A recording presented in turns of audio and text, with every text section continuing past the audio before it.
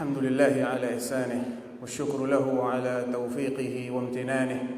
أشهد أن لا إله إلا الله وحده لا شريك له تعظيما لشأنه، وأشهد أن محمدا عبده ورسوله الداعي إلى رضوانه، صلى الله عليه وعلى آله وصحبه وإخوانه. أما بعد، أيها الحاضرون والحاضرات، بارك الله فيكم جميعا. Pada pagi hari yang berbahagia ini, marilah kita sejenak bertawasau bil haq wa tawasau bis sabr dalam khutbah yang insyaallah tidak akan lama. Izinkan ana sebagai bentuk mengabulkan permintaan dari akhuna Gais bin Hisham Baraja yang memberikan amanah ini kepada ana untuk memberikan nasihat pernikahan.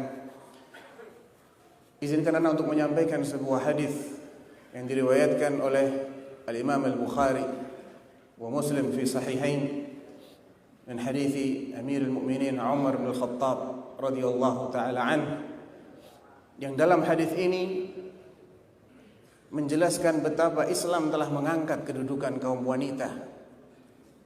Yaqulu Umar, wallahi ma kunna na'uddu lin-nisa'i amra hatta anzala Allahu lahunna ma anzal wa qasama lahunna ma qasam. Ini adalah petikan dari sebuah hadis yang cukup panjang yang menggambarkan betapa Islam telah mengangkat derajat kaum wanita yang di masa jahiliyah mereka tidak mendapatkan sedikit pun hak-haknya sebagai manusia. Mereka tidak mendapatkan warisan, bahkan mereka dijadikan sebagai barang warisan. Ma kunna na'uddu lin-nisa'i amra, kata Sayyidina Umar. Kita tidak pernah menganggap perempuan itu apa-apa. Tidak ada harganya di mata kita dahulu. Hatta anzalallahu lahunna ma anzal. Sampai Allah turunkan ayat-ayatnya tentang wanita. Dan bukti terbesar akan hal ini, ayyuhal hadirun wal hadirat, adalah turunnya sebuah surah yang Allah namai dengan Suratun Nisa. Bahkan tidak ada surah dalam Al-Quran yang dinamai Suratul Rijal. Namun surah yang sangat panjang, yang termasuk As-Sab'ut Tiwal, 7 surat terpanjang dalam Al-Quran adalah Suratun Nisa. Wa qasama lahunna ma qasam, dan Allah bagi untuk mereka hak waris mereka. Allah sendiri yang membagi. Yusikumullahu fi auladikum lidzakari mithlu hadzil unthayain. Apabila di akhir-akhir ini banyak orang yang memprotes kenapa wanita hanya mendapatkan separuh jatah laki-laki, maka ketahuilah bahwa sebelum turunnya ajaran ini mereka tidak dapat apa-apa. Justru mereka menjadi barang warisan, dipusakai, diwarisi. Seorang laki-laki dibolehkan dahulu di masa jahiliyah untuk mentalak istrinya sampai berapa kali pun, tidak ada batasan. Ketika dia sudah mau habis masa iddahnya, dirujuk, kemudian ditalak lagi, hanya untuk menyiksa. Namun Islam menurunkan aturan yang membatasi itu semua agar mereka tidak mendapatkan madarat. Alangkah indahnya agama ini, ma'asyiral muslimin. Dan Nabi SAW dalam hadis yang diriwayatkan oleh Abu Hurairah radhiyallahu anhu fi sahih, qal istawsu bin nisa'i khaira, ay tawasaw bainakum. Salinglah kalian mengingatkan di antara kalian agar berbuat baik kepada kaum wanita. Mengapa demikian? Karena Allah Subhanahu wa taala yang menciptakan wanita dan memahami bagaimana karakter wanita. Melalui lisan nabinya mengatakan, fa innal mar'ata khuliqat min dhila' wa fi riwayah min dhila'in a'waj. Karena wanita itu diciptakan, nenek kita semua Hawa diciptakan dari tulang rusuknya Adam alaihissalam. Dan sifat khasnya tulang rusuk adalah bengkok. Wa inna a'waja syai'i fi dhila'i a'lah. Dan yang paling bengkok dari tulang rusuk adalah tulang rusuk yang paling atas. Sebagian ulama memaknai maksudnya adalah bagian atasnya wanita, lisannya itu yang paling bengkok dari seorang wanita. Dan itu sudah menjadi karakter wanita, ma'asyiral muslimin.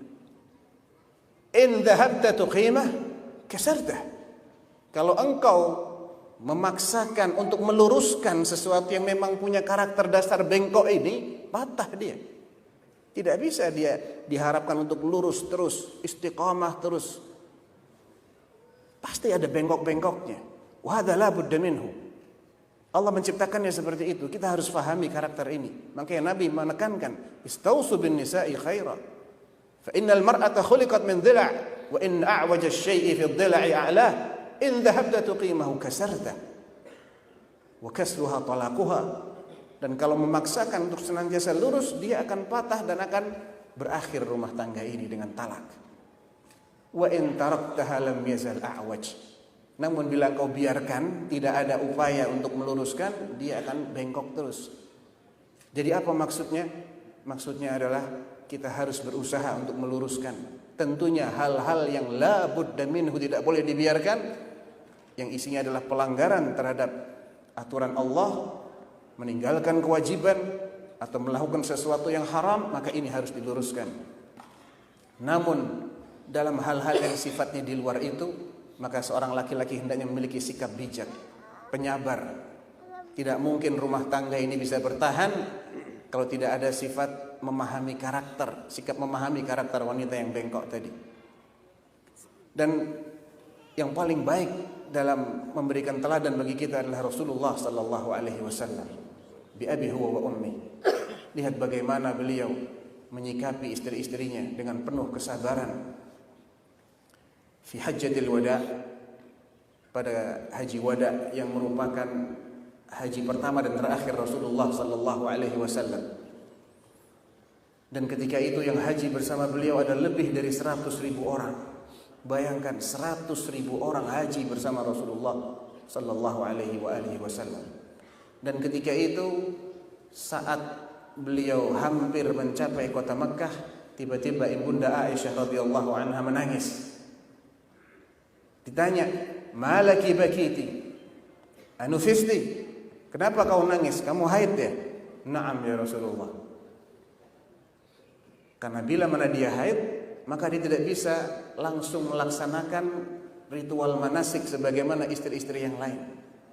Sehingga Nabi menyarankan Aisyah agar mengganti yang tadinya haji tamattu' menjadi haji qiran, dimasukkan umrohnya ke dalam haji. Konsekuensinya, beliau tidak bisa umroh secara terpisah, sedangkan istri-istri Nabi yang lain bisa umroh secara terpisah. If'ali ma yaf'alul hajj ghaira alla tatufi bil baiti hatta tadhhuri, kata Nabi. Silahkan kau lakukan semua manasik yang dilakukan oleh orang yang haji kecuali satu. Jangan tawaf sebelum kau bersih. Singkatnya, Aisyah pun selesai melakukan semua ritual manasik tadi dan tibalah saatnya tawaful wada. Setelah Nabi dan ke-100.000 orang yang mengiringinya selesai melaksanakan tawaf wada dan bersiap-siap mau pulang ke Madinah, Aisyah minta kepada Rasulullah, "Ya Rasulullah, ayarji'u azwajuki bihajjatin wa umrah wa raja'tu bihajj?" Masa istri-istrimu yang lain pulang membawa haji dan umrah sendiri-sendiri, sedangkan aku hanya haji, umrohnya enggak kelihatan masuk ke dalam hajinya. Kata Nabi, "Umrohmu, hajimu sudah mencukupi untuk umrohmu." "Enggak ya Rasulullah, aku mau umroh lagi." Maka beliau perintahkan 100.000 orang sahabatnya ini untuk menunggu satu orang wanita. Ayyuhal hadirun, satu orang wanita. Demi agar Aisyah bisa umroh, beliau perintahkan ke 100.000 orang sahabatnya ini untuk menunggu. Beliau perintahkan Abdurrahman bin Abi Bakar As-Siddiq untuk menemani Aisyah mengambil miqat di Masjid Tan'im yang hari ini dinamai dengan Masjid Aisyah, untuk kemudian umrah hanya berdua. Abdurrahman menemani Aisyah dan Aisyah umrah sendirian. Dan ini untuk menunjukkan bagaimana Nabi sallallahu alaihi wasallam menghargai istrinya. Wa khairul hadi hadi Muhammadin sallallahu alaihi wasallam. Oleh karena itu, nasihat ana buat ananda guys, barakallahu fikum, pandai-pandailah antum bersabar dalam mendidik istri antum dan fahami bahwasanya wanita tidak bisa diharapkan untuk senantiasa lurus, pasti ada bengkok-bengkoknya. Adapun nasihat ana bagi Ananda Nova binti Faisal bin Wabar barakallahu fiha, maka sebagaimana suami memiliki tanggung jawab terhadap istrinya untuk menafkahi dan untuk muasyarah bil ma'ruf, maka Allah Subhanahu wa taala juga menegaskan bahwa hak yang sama bagi suami wajib juga dipenuhi oleh istrinya. Qala Allah taala walahunna mithlul ladzi 'alaihinna bil ma'ruf. Walahunna, mereka punya hak sebagaimana mereka juga punya kewajiban, dan semuanya diukur dengan standar ma'ruf.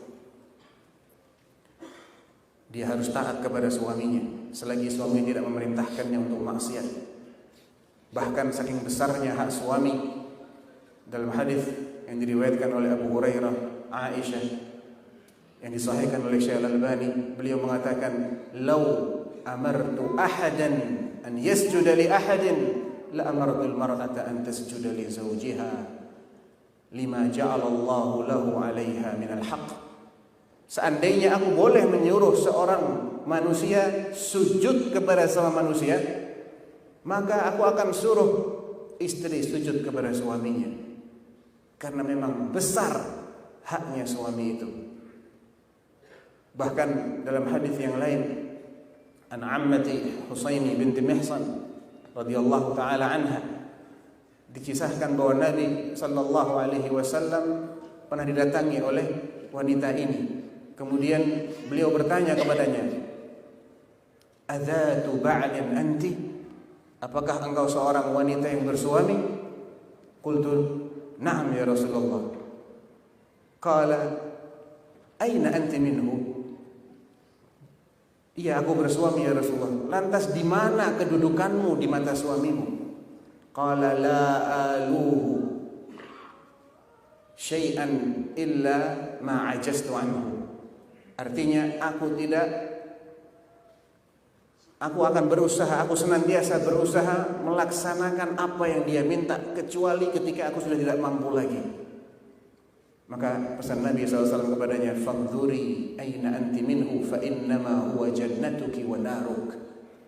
Perhatikan ya, di mana posisimu di mata suami, karena sesungguhnya dialah jannahmu dan dia juga narmu.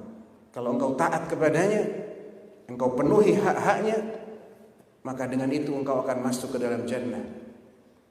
Wa fil hadits, idza shallatil mar'atu khamsaha wa shamat syahraha wa hafizat farjaha wa ata'at ba'laha qila laha adkhulil jannah min ayyi abwabil jannati syi'ti.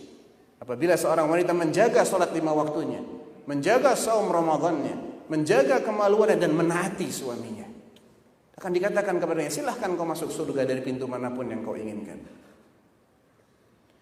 Dalam hadis yang lain, an Abdullah bin Abi Aufa radhiyallahu anhu, Nabi bersabda, "Walladhi nafsi biyadihi lan tuaddiya al-mar'atu haqqa rabbiha hatta tuaddiya haqqa zawjiha hatta law sa'alaha an nafsiha wa hiya ala qatab lam tamna'ha." Demi zat yang jiwaku ada di tangannya, kata Rasulullah sallallahu alaihi wasallam, seorang wanita tidak akan menunaikan hak Allah atas dirinya sebelum dia tunaikan hak suami atas dirinya. Bahkan kewajiban untuk menunaikan hak suami ini berlaku apabila sang suami mengajaknya untuk berhubungan sedangkan dia dalam proses persalinan. Ala qatab. Qatab adalah sebuah alat yang biasa digunakan untuk wanita di masa itu ketika dia akan melahirkan. Wa hadza min babil mubalaghah. Ini adalah bentuk penekanan akan besarnya hak suami.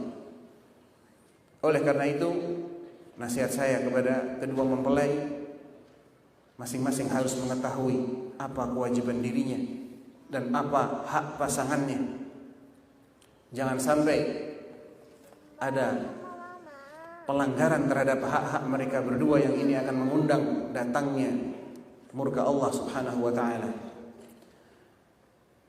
Aqulu qawli hadza wa sallallahu ala nabiyyina Muhammad wa ala alihi wa sahbihi wa sallam. Assalamualaikum warahmatullahi wabarakatuh.